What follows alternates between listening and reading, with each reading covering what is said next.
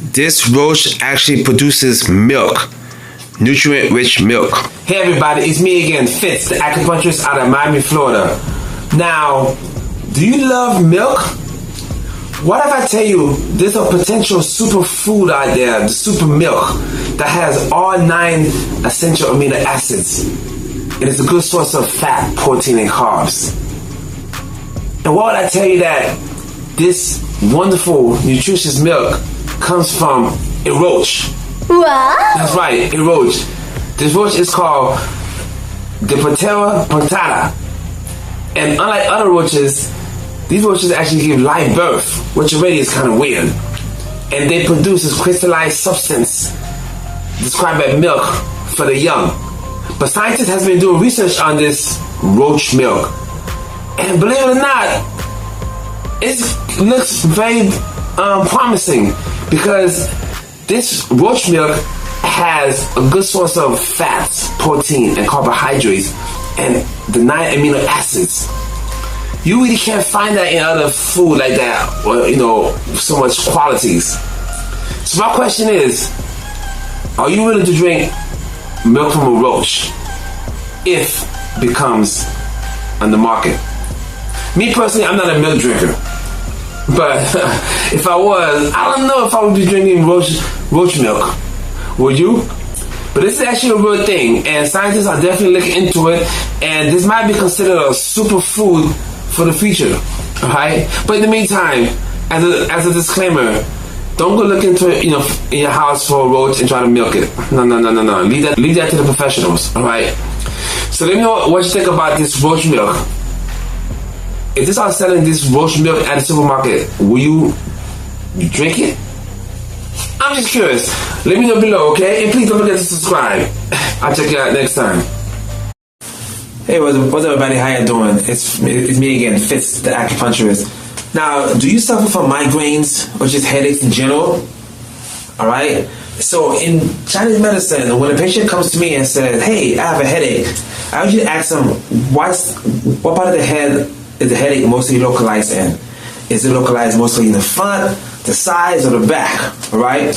Why I ask that? Because it gives me a better idea on how to treat it. For instance, if a patient has a headache mostly in the frontal area, that's usually associated with the digestion or stomach area. Okay? If a patient has headaches on the side of the head, that's usually associated with the liver gallbladder channel.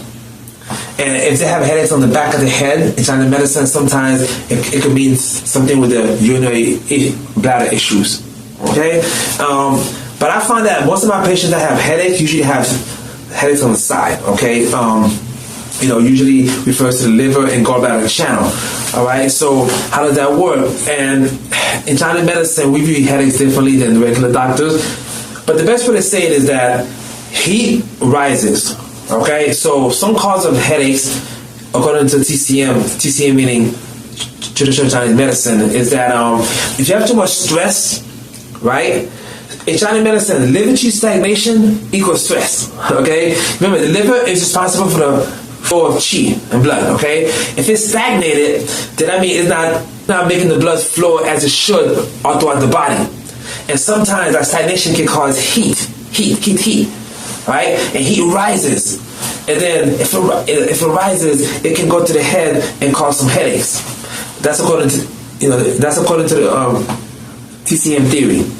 Alright? That's why it's very important that you visit your local acupuncturist and ask him or her about how to treat your headaches. Of course, always check with your medical doctor also. Okay? Always check with your primary physician always for any type of medical issues. I'll make that very clear. Make sure you check with your primary care physician first for any medical issues, okay? And then it's not a bad idea to also talk to your local acupuncturist and ask him or her questions, all right? Because we see things differently. We try to work together with medical doctors. It's not us or them, me or them. No. We try to work together because the main thing is to get the patients right.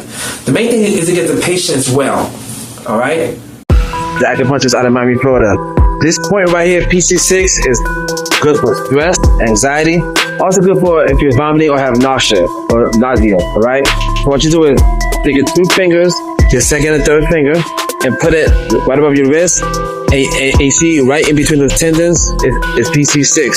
If you can do acupressure on that, and it should help with anxiety, stress, and also help with vomiting or nausea. All right, so that's why it's a good point for that. It's called PC6 or pericardium 6. Me again, Fitz, the acupuncturist out of Miami, Florida. I just wanted you to know that you are special, right? You are special. There's people out there who's gonna hate on you for whatever reason, but don't let them. Just remember that always stay strong, always stay wise, and be careful who you let into your circle. As an acupuncturist, I see patients a lot with, emotional issues, and I just tell them, hey, just hang in there. I always tell them that you're special, and I'm always here for them. Alright? So again, I just want you to know that you are special. No matter what you're going through in life, anxiety or depression or anything like that, just know that it's only temporary and you will get better and you become a whole person, okay? Again, you are special and don't let anybody tell you different. Trust me in that one. As an acupuncturist, I have patients with emotional issues and they come to me and tell me about their problems, and I tell them, you're special. Hey everybody, it's me again, Fitz, the acupuncturist out of Miami, Florida. Now, this message is for everybody who has low self-esteem because they feel bad about how they look or feel bad about their weight. I'm here to tell you that you should always keep your head up, okay? You should always love yourself and be proud of who you are, alright? And one way you can just build up your self-esteem is just go outside, do some exercise, drink the right foods, drink the right type of water. Room temperature water is the best, okay? And my point I'm saying is that if you're feeling down or depressed or sad, don't worry, you know what I mean? There's people out there who love you, but most importantly, love yourself a lot, alright?